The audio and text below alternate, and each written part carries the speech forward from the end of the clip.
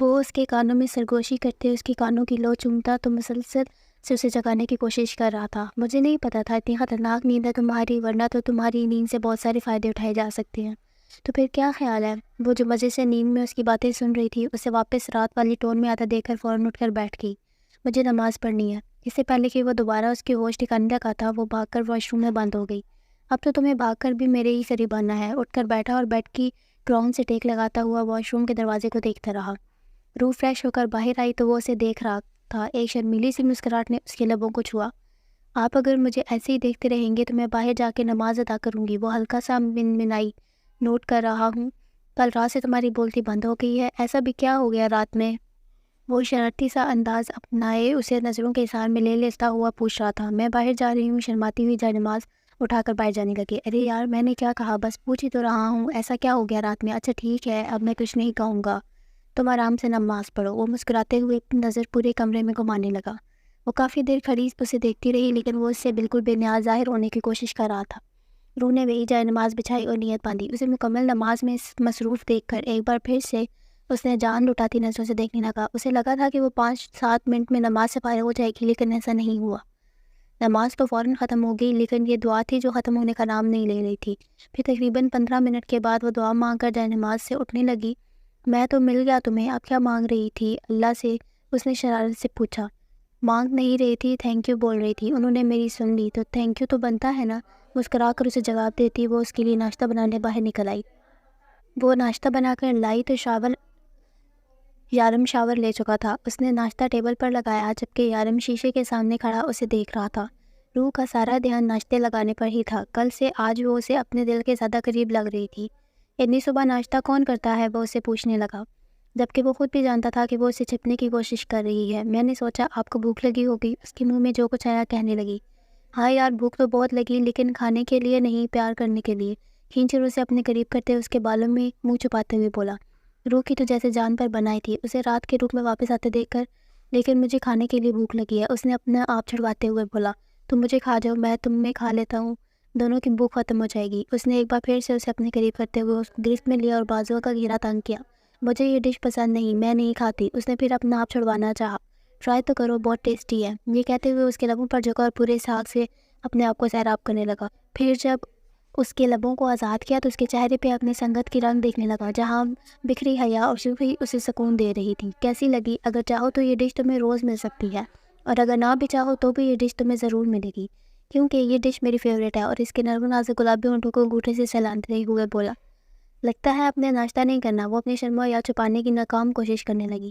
میں نے تو کر لیا ناشتہ، اور یقین کرو اس سے زیادہ مزیدار آج تک نہیں کیا، وہ ذومعنی انداز میں بولا، اور جو میں نے اتنی محنت سے بنایا ہے۔ وہ اسے نظریں چراتے ہوئے بولی جبکہ ہاتھ کبھی دوپٹہ گھما رہا تھا تو کبھی ناخن منہ جا رہے تھے۔ وہ اس کی حالت سے محظوظ ہو رہا تھا۔ اچھا یار کرتے ہیں ناشتہ، آ جاؤ بیٹھو۔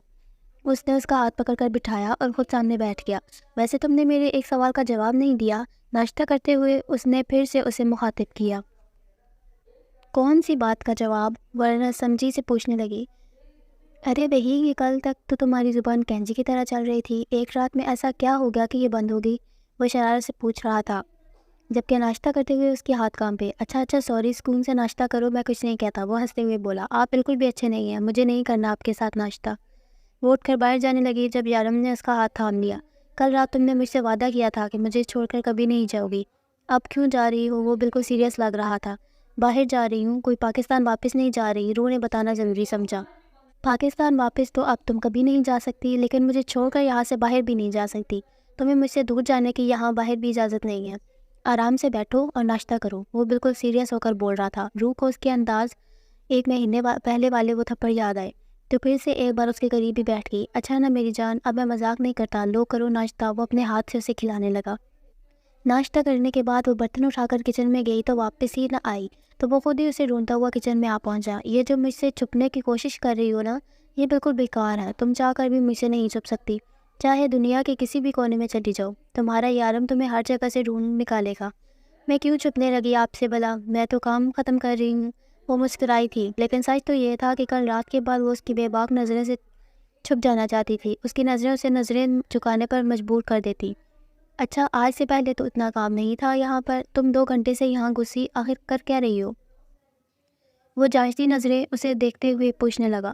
میں صفائی کر رہی ہوں، اس نے پورے کچن کی طرف اشارہ کرتے ہوئے کہا۔ آپ یہاں کیا کر رہے ہیں؟ جائیں، جا کر تیار ہوں، آپ نے اپنے کام پر نہیں جانا؟ اس نے نظریں چراتے ہوئے کہا۔ نہیں، شادی کی پہلی صبح کون پاگل کام پہ جاتا ہے؟ میں تو اپنی بیوی کے ساتھ ٹائم اسپینڈ کروں گا، اس نے اپنا فیصلہ سناتے ہوئے کہا۔ نہیں نہیں، آپ کو جانا چاہیے، بہت سارے کام ہیں، آپ کو نقصان ہو جائے گا تو میں یہی ہوں، وہ جلدی جلدی بولی تھی، کیونکہ اس سے پہلے یارم ایک دن بھی اس کے پاس گھر پہ نہ رکھا تھا رکا تھا، اور اس نے جب پوچھا کیا وہ بہت بزی ہے اپنے کام میں، تو کہنے لگی کہ اس کے پاس بہت کام ہے، سانس لینے کی بھی فرصت نہیں۔ ارے باڑ میں جائے کام، میں تو اپنی بیوی کے پاس رہوں گا، میں اپنی بیوی کے ساتھ چند دن بھی نہ گزار پاؤں تو اتنا کام کرنے کا کیا فائدہ؟ وہ محبت سے اس کے گال چومتے ہوئے بولا، جبکہ وہ اپنے گال پہ ہاتھ رکھے اسے دیکھنے لگی۔ یہ تمہارے گال پہ سرخی تھوڑی کم ہو گئی تھی، میں نے سوچا لگا دوں، وہ مکمل شرارتی انداز میں بولا۔ چند دن؟ وہ اس کی حرکت کو اگنور کرتے ہوئے پوچھنے لگی۔ ہاں یار، ہنی مون پہ جانا ہے تمہیں گھمانے پھرانے، میں تمہیں اپنی فیوریٹ جگہ لے کر جاؤں گا جہاں میں اکثر جاتا ہوں، وہ بہت پرسکون جگہ ہے، تمہیں بہت اچھا لگے گا، وہ اپنا سارا وقت میرے ساتھ ہوں گے، وہ کچھ سوچتے ہوئے بولی۔ ہاں بیبی، ہنی مون پہ میاں بیوی دونوں ہر وقت ساتھ رہتے ہیں، اور تمہیں تو ویسے بھی اب میں خود سے الگ نہیں ہونے دوں گا۔ وہ آپ اپنا سارا وقت میرے ساتھ ہوں گے، وہ کچھ سوچتے ہوئے پوچھنے لگی۔ ہاں بیبی، ہنی مون پہ میاں بیوی دونوں ہر وقت ساتھ رہتے ہیں، اور تمہیں تو ویسے بھی اب میں خود سے الگ نہیں ہونے دوں گا۔ وہ اپنے دھیان میں یہ نوٹ ہی نہ کر پائے کہ وہ کب اس کے قریب آ کر کھڑا ہوا اور اسے گرد بازو حائل کرتے ہوئے اپنے مزید قریب کیا۔ جانتی ہو روح، میں نے کبھی اپنے لیے تمہاری جیسی لڑکی کے بارے میں نہیں سوچا تھا، میں نے تو کبھی شادی کا بھی فیصلہ نہیں کیا تھا، اور اگر کرتا تو اپنی جیسی کسی لڑکی سے، لیکن دیکھو نا مجھے ملا تو کون، تم، معصوم سی پیاری سی گڑیا جیسی۔ میں نے تو اپنی زندگی میں کوئی نیکی نہیں کی، پھر اللہ نے تم جیسی پری میرے نصیب میں کیسے لکھ دی؟ میں دنیا کا سب سے خوش قسمت انسان ہوں، تم مجھے کبھی چھوڑ کر تو نہیں جاؤ گی نا؟ اور وہ اس کے کندھے پر جو سر آنکھیں بند کیے بول رہا تھا۔ اگر میں جانا چاہوں تو بھی کیا آپ مجھے جانے دیں گے؟ روح شرارت سے بولی، جبکہ کل سے اب تک وہ 1000 بار اسے کہہ چکا تھا کہ وہ کبھی اسے خود سے الگ نہیں ہونے دے گا۔ نہیں، بالکل نہیں، کبھی نہیں، تم میری ہو اور میں اپنی کوئی بھی چیز خود سے دور نہیں جانے دیتا، جو میرا ہے وہ صرف میرا ہے، تم خود بھی چاہو تو بھی مجھ سے دور نہیں جا پاؤ گی۔ یارم، آج آپ بہت خوش ہیں نا؟ ہاں بہت، جواب مختصر تھا مگر جسارتیں بڑھتی جا رہی تھیں۔ آپ کی اس خوشی میں آپ سے کچھ مانگوں تو آپ دیں گے نا؟ تم جان مانگ لو، وہ اس کا ماتھا چومتے ہوئے بولا۔ وہ تو ہے ہی میری، اسے مانگنے کی کیا ضرورت ہے، وہ اترائی تھی۔ تو پھر کیا چاہیے؟ یارم نے اس کو دوپٹہ کھینچتے ہوئے کہا۔ پلیز مجھے فون دے، میں نے گھر فون کرنا ہے، وہ منت بھرے لہجے میں بولی، مگر وہ اس کی سن کہا رہا تھا، وہ تو اس کی گردن پہ منہ چھپائے اسے محسوس کرنے میں مصروف تھا، یا شاید سن کر اگنور کر گیا تھا۔ آئی لو یو سو مچ، اس کا چہرہ اپنے ہاتھ میں لیے وہ ایک بار پھر سے اس کے لبوں پر جھکا۔ یارم میری بات سنیں، وہ اس کی خوشبو کو اپنے اندر اتارتا مدہوش ہونے لگا۔ فی الحال تم سنو، یہ دھڑکن کیا کہہ رہی ہے؟ اس کا سر اپنے سینے پہ رکھتا ہوا بولا، یہ دل تم سے کچھ کہنا چاہتا ہے، کچھ سننا چاہتا ہے، یہ صرف تمہارے لیے دھڑکتا ہے، اسے جواب دو، اس کی بات سنو۔ اسے اپنے بے حد قریب کیے وہ اس کی سانس اتھل پتھل کر چکا تھا، اسے باہوں میں اٹھایا اپنے کمرے میں لے آیا اور اسے بیڈ پر لٹا کر اس پر جھکا۔ میں چاہتا ہوں تم صرف میرے بارے میں سوچو، میرے بارے میں بات کرو، مجھے پیار کرو، مجھے آج تک ایسا شخص نہیں ملا جو مجھ سے محبت کرتا ہو۔ تم مجھ سے محبت کرتی ہو نا؟ اس کی آنکھوں میں آنکھیں ڈالے پوچھنے لگا۔ خاموش کیوں ہو، بولو نا، کرتی ہو نا مجھ سے پیار؟ وہ اسے ہلکا سا جھنجھوڑ کر بولا، ہاں کہتی ہوں، کرتی ہوں، بہت پیار کرتی ہوں۔ وہ نظریں جھکاتے ہوئے بولی، جبکہ اس کا اظہار سن کر وہ سرشار سا ہو کر اس پر جھکا۔ آئی لو یو، اس کے چہرے پر جا بجا اپنی محبت کی مہر ثبت کر وہ اسے دنیا کی سوچوں سے دور لے گیا۔ اس کا فون دوبارہ بج کر بند ہو چکا تھا، جبکہ وہ گہری پرسکون نیند سو رہا تھا۔ روح باہر صوفے پہ بیٹھی ٹی وی دیکھنے میں مصروف تھی، جبکہ اسے پتہ تھا کہ یارم کا فون بج رہا ہے، لیکن اس وقت وہ یارم کا بالکل سامنا نہیں کرنا چاہتی تھی۔ اس نے تو کبھی خواب میں بھی نہیں سوچا تھا کہ کوئی اسے اتنی محبت کرے گا۔ یارم صرف کہتا نہیں تھا بلکہ سچ میں اسے بہت محبت کرتا تھا۔ اس کی آنکھوں میں اپنے لیے محبت دیکھ کر وہ ایک ہی رات میں مغرور ہو گئی۔ فون دوبارہ بج کر بند ہو گیا۔ فون بھی یارم کی گہری نیند توڑنے میں ناکامیاب رہا۔ اب بندہ فون نہیں اٹھا رہا تو اگلا بندہ خود ہی سمجھ جائے کہ فون نہیں اٹھا رہا۔ ضرور وہ بیزار ہوگا یا شاید اس سے بات نہیں کرنا چاہتا، لیکن ڈیٹ بن کے فون کرتے ہی رہنا۔ یہ کون ہے پاگل؟ باہر ٹی وی دیکھتے مصروف انداز میں بولی۔ بہت دیر تک انتظار کرتی رہی کہ شاید یارم فون اٹھا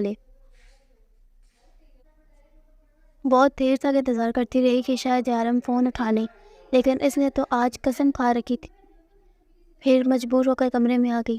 یارم اٹھیں، کب سے آپ کا فون بج رہا ہے؟ وہ جو دروازے سے بولتی ہوئی آئی تھی۔ اندر یارم کو دیکھا تو اس کے ہاتھ میں فون تھا جو وہ اپنے ہاتھ میں الٹا سیدھا گھما رہا تھا۔ ارے آپ جاگ رہے ہیں تو فون کیوں نہیں اٹھا رہے؟ بیچارہ نہ جانے کب سے فون کر کے ہلکان ہوئے جا رہا ہے۔ میں نے کل ان کمینوں کو سمجھایا بھی تھا کہ آج کے دن مجھے بالکل ڈسٹرب نہ کیا جائے، لیکن انہیں دیکھو، مجال ہے جو ایک بھی کام خود کر لے۔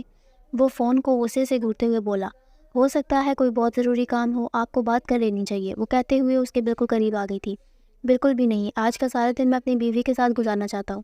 اب بندہ سکون سے اپنی میرج لائف بھی انجوائے نہ کر سکے تو فائدہ کیا ہے؟ ان سب کا جو بھی ہے خود سنبھال لیں گے، اتنے ننھے کاکے نہیں۔ وہ میری ٹیم کے سبھی لوگ بہت ایکٹیو ہیں۔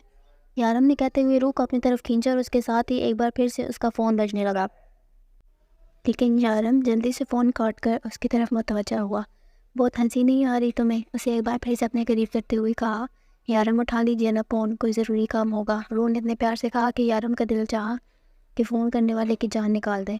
جان اس وقت تم سے ضروری کچھ نہیں ہے۔ اس کا ہاتھ اپنے ہونٹوں کے قریب لے جاتے ہوئے فون پھر سے بجا اور اس پر غصے سے یارم کا چہرہ سرخ ہونے لگا، جس کا روح اچھے سے اندازہ کر سکتی تھی۔ کون مر گیا ہے جو تم لوگ تھوڑا صبر نہیں کر سکتے؟ یارم بولا۔ نہیں، بلکہ پھنکارا تھا۔ ابھی تک تو کوئی نہیں مرا، اگر تم کچھ دیر میں ہسپتال نہ پہنچے تو لیلا ضرور مر جائے گی۔ فون سے شارف کی آواز ابھری۔ کیا مطلب؟ میں کچھ سمجھا نہیں۔ وہ ابھی بھی غصے میں تھا۔ رات لیلا بہت ڈسٹرب تھی تمہارے نکاح کی وجہ سے۔ اس نے اپنے کلب میں ڈرگس اور اوور ڈوز لے لیا ہے، جس کی وجہ سے اس کی جان خطرے میں ہے۔ تم نے اس کے ساتھ ٹھیک نہیں کیا یارم، تم نے اس کی محبت کا یہ صلہ دیا۔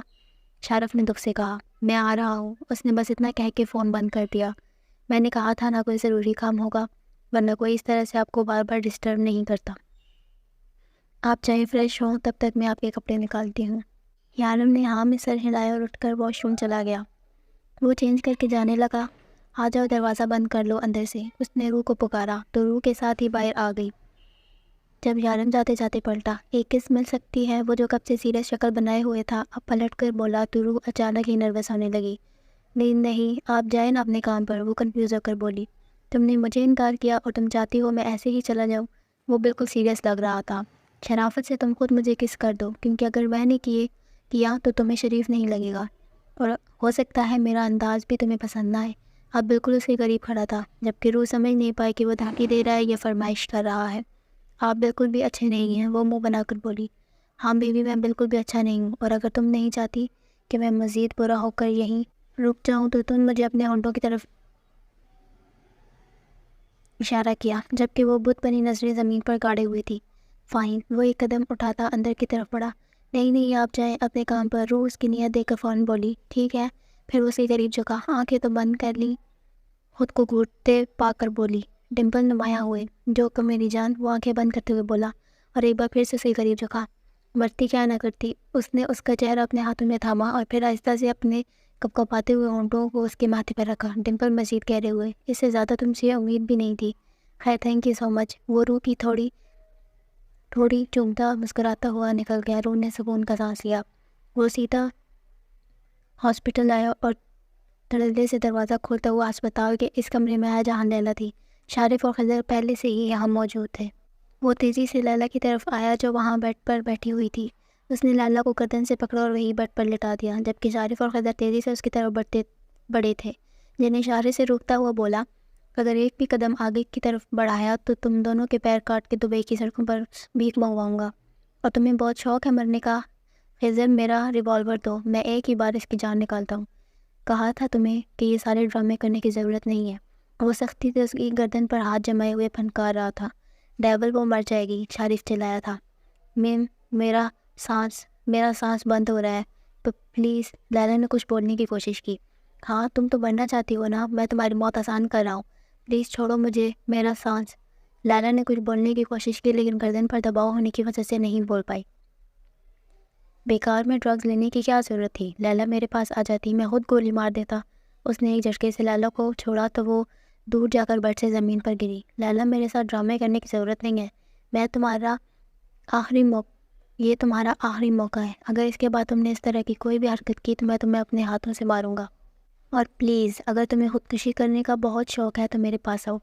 تمہیں پتہ ہے مجھے اس طرح سے موت دینے میں بہت مزہ آتا ہے۔ تم نے میرے ساتھ ٹھیک نہیں کیا ڈیول، میں تمہاری بیوی کو سب بتاؤں گی۔ جب اسے پتہ چلے گا نا کہ تم ایک ڈان ہو، ایک قاتل ہو، وہ تمہیں چھوڑ کر چلی جائے گی۔ نہ جانے لیلا میں اتنی ہمت کہاں سے آئی کہ وہ بول اٹھی۔ وہ اس کے پاس زمین پر آ بیٹھا اور ایک جھٹکے سے اسے بالوں سے پکڑ کر سیدھا کیا۔ میں تمہاری زبان کاٹ دوں گا، تمہیں وہ موت دوں گا جو آج تک کسی کو نہیں ملی ہوگی، تڑپ تڑپ کر مرو گی۔ کیا کرو گی زیادہ سے زیادہ؟ گولی مار دو گے، لیکن میں پھر بھی تمہاری بیوی کو ضرور بتاؤں گی۔ اگر مجھے سکون نہیں، مجھے قرار نہیں، تو تمہیں کیوں؟ وہ آنکھوں میں آنسو لیے بولی جا رہی تھی۔ جانتی ہو لیلا، زندہ انسان کو زمین کے اندر کیسا محسوس ہوتا ہے؟ نہیں نہ، میں بتاتا ہوں۔ فرض کرو میں تمہیں ایک تابوت میں بند کر کے جنگل میں زمین کے اندر دفنا رہا ہوں۔ وہاں تمہیں سانس نہیں آئے گی، آہستہ آہستہ تمہاری سانس رکنے لگے گی۔ تم تابوت کے اندر ہو، میں تم پر مٹی پھینک رہا ہوں، تم اندر سے چلا رہی ہو، پلیز مجھے بچاؤ، کھولو مجھے، نکالو مجھے یہاں سے، میری سانس رک رہی ہے۔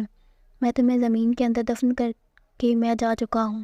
وہ بالکل اس کے قریب بیٹھا بتا رہا تھا۔ وہ بہت غور سے سن رہی تھی، کیونکہ اسے پتا تھا اس کے ساتھ بھی کچھ ایسا ہی ہوگا۔ وہاں جنگلی کتے کسی کے جسم کی خوشبو سونگھ کر تمہاری قبر کے اوپر گھومنے لگیں گے۔ اتنے میں وہاں کے شیر بھی انسانی جسم کی خوشبو پہچان کر پہنچیں گے۔ وہ کتوں کو مارنے لگیں گے۔ اگر تمہیں کتے کھائیں گے تو شیر اپنی بھوک کیسے مٹائیں گے؟ ڈیول جی، تم کیا کہہ رہے ہو؟ پلیز چپ ہو جاؤ۔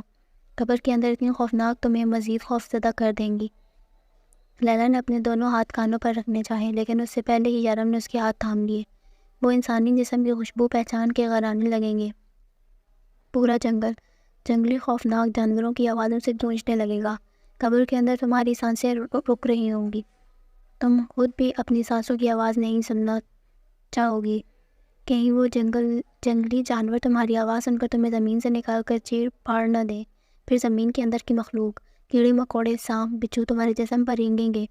پلیز بس کر دو ڈیول، لیلا نے روتے ہوئے کہا۔ تمہیں خود بھی سمجھ نہیں آئے گا کہ تابوت کے اندر وہ کہاں ہے تمہارے جسم پر۔ بس بس پلیز مجھے کچھ مت بتاؤ، میں کچھ کسی کو نہیں کہوں گی، بس تمہاری بیوی کو کچھ نہیں بتاؤں گی۔ اپنے اوپر رینگتے جانوروں کو محسوس کر کے وہ چلائی تھی۔ اگلے ہی لمحے یارم نے اس کا منہ اپنے ہاتھ میں دبوچا۔ اگر تم نے روح کو مجھ سے دور کرنے کے بارے میں سوچا بھی، تو میں تمہاری موت کو اس طرح سے سوچوں گا کہ تمہارے ان سپورٹرز کی آنے والی 1000 نسلیں کانپ اٹھیں گی۔ اس نے سامنے کھڑے خضر اور شارف کی طرف اشارہ کیا۔ مجھے بلیک میل کرنا اتنا بھی آسان نہیں ہے لیلا۔ اس نے ایک جھٹکے سے لیلا کو پیچھے کی طرف چھوڑا۔ سینے میں دل صرف روح کے لیے دھڑکتا ہے، باقی دنیا کے لیے میں وہی ڈیول ہوں جس کے ہاتھ آج تک نہیں کانپے، جبکہ باہر بینچ پہ بیٹھی معصومہ بری طرح سے کانپ رہی تھی۔ ڈیول، میں ان سب میں شامل نہیں ہوں۔ مجھے نہیں پتا لیلا نے یہ سارا ڈرامہ کیوں کیا۔ مجھے تو بس اس کے ہسپتال آنے کے بارے میں پتہ چلا تھا تو میں یہاں آئی۔ میں ان سب کا ساتھ نہیں دے رہا، مجھے اس بارے میں کچھ نہیں پتا۔ وہ ہسپتال کے کمرے سے باہر نکلا تو وہیں خضر بھی اس کے پیچھے آیا، کیونکہ وہ اپنی موت ویسی نہیں چاہتا تھا جیسی اس نے لیلا کو اس کی موت بتائی تھی۔ کیا آپ لیلا کو واقعی ویسے مارنے والے ہو؟ معصومہ نے پوچھا۔ وہ اس سے زیادہ بات نہیں کرتی تھی، اس سے دور دور ہی رہتی تھی، لیکن آج مجھے کچھ بھی ہوا اس کے بعد تو اسے مزید ڈر لگنے لگا تھا۔ لیکن خضر نے ہسپتال کے کمرے سے باہر نکل کر اسے ساتھ آنے کا اشارہ کیا تو وہ ساتھ چلتی پوچھنے لگی، تمہارے بابا کو ایسے ہی مارا گیا تھا؟ انہیں بھی زندہ زمین میں دفن کر دیا گیا تھا۔ میں نہیں جانتا زندہ انسان زمین کے اندر کیسا محسوس کرتا ہے، لمحہ لمحہ سانس رکھتے ہوئے کیسا محسوس ہوتا ہے۔ اس دن مجھے گولی لگی تھی اور ہم جنگل کے بیچوں بیچ ایک چھوٹی سی جھونپڑی میں تھے، جب باہر سے جانوروں کی ایسی خطرناک آواز آ رہی تھی۔ ان لوگوں نے پہلے تمہارے بابا کو زمین کے اندر دفن کر کے انہیں مارا، اور پھر بعد میں جنگلی جانوروں نے ان کی لاش کو زمین سے اندر سے نکال کر۔ صدیق اس کے لیے عزیز تھا، وہ آگے کچھ نہیں بول پایا۔ مجھے یقین ہے کہ تم بہت مضبوط ہو لڑکی۔ وہ اس کے سر پہ ہاتھ رکھتا باہر نکل گیا، جبکہ اپنے باپ کی بے بس موت پر وہ آنسو بہاتی وہیں بینچ پر بیٹھ گئی۔ ڈیول، میں تمہیں ڈسٹرب نہیں کرنا چاہتا تھا، لیکن آج پھر اگر تم یہاں آ ہی گئے ہو تو پلیز وسیم اور راشد کا بھی حل نکال دو۔ وہ لوگ اس ویڈیو کو ڈیلیٹ کرنے پر راضی نہیں ہیں۔ انہوں نے تو یہ بھی کہہ دیا کہ وہ کسی ڈیول سے نہیں ڈرتے، تو پھر چلو انہیں ڈراتے ہیں۔ میں روح کے ساتھ ایک پرسکون وقت گزارنا چاہتا ہوں، اس لیے جلدی سے جلدی سارے کام ختم کر دینا چاہتا ہوں۔ تمہیں میرا ایک کام کرنا ہے، میں روح کو اپنے ساتھ کہیں باہر لے کے جانا چاہتا ہوں۔ 2 ٹکٹس کا انتظام کر دو، لیکن روح کے اصل نام بھی۔ میں تب تک اپنے سارے کام نپٹا ڈالوں گا۔ تمہارے پاس بس اتنا ہی وقت ہے پاسپورٹ بنوانے کے لیے۔ ٹھیک ہے، میں کر دوں گا ڈیول، میں تمہارے لیے بہت خوش ہوں، لیکن تمہاری زندگی بہت الگ ہے۔ کیا روح اس زندگی سے کمپرومائز کر پائے گی؟ میرا مطلب ہے تو اس لڑکی کے لیے ضرورت سے زیادہ ہی